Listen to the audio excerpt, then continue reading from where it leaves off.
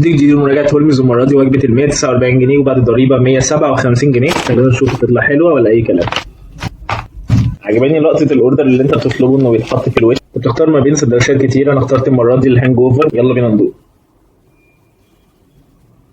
البتاع ده جامد جدا وجوسي، حتى الكواليتي بتاعت البيف بيكن بتاعهم عالمي. البيف بتاع هولمز متميز جدا. بما إنها شكلها لغوصة يبقى نسلك. اكس كولا عالمية الصراحة وأفضل بديل للمقاطعة. وبرضه مش هننسى البطاطس، وطالما بطاطس يبقى لازم كاتشب. يا جماعة شكل البطاطس عالمي. لا هو من غير رأي بطاطس هولمز التوابل بتاعتها بالطريقة ممتازة. وأنا بكل مكان إلا على البطاطس. ده أنا بقول خليها جنبنا، احنا كده نحتاجها.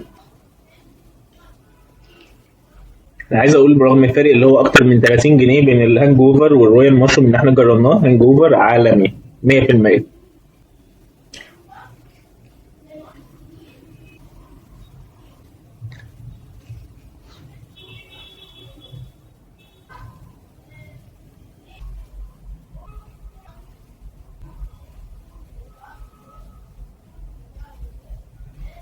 نجيب عيش، نحط بطاطس، نحط البيف بتاعنا، نحط عيش ببطاطس فوق ومن تحت بطاطس وفي النص بيف.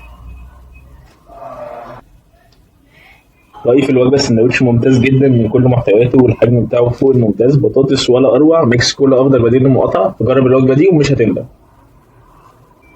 بالذات البطاطس رائعة.